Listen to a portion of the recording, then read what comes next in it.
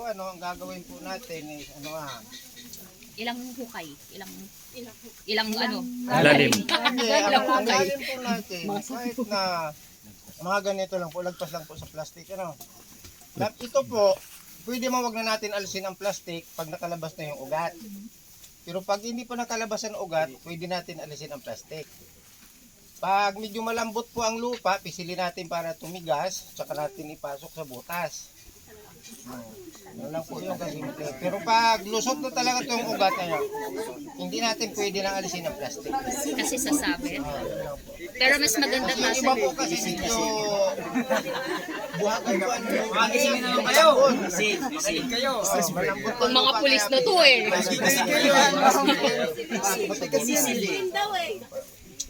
Yun lang po.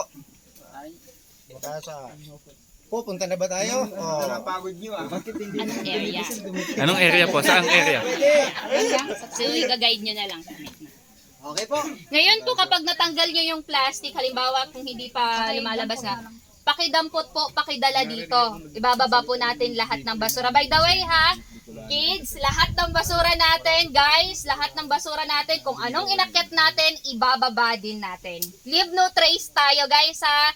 Huwag natin gayahin sa ibang bundok. At kung may mapapansin pa kayong mga basura na nakikita ninyo, pulutin na din natin.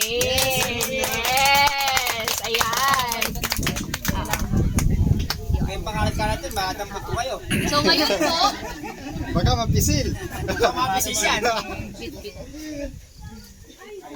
Okay. Bit ng tig. Game! Pwede na po kayong kumuha ng seedlings. Game, mag-time tayo. Ayan. So, sharing na lang sa panghukay po, ha? Game, Okay. ikaw taga-hokay, ako taga... Saan yung Ikaw taga-pisit. Ikaw taga-pisit, ikaw taga-pasok. Ikaw gising na gising ka eh, ha? Ano yan Ako nga gawa ng butas.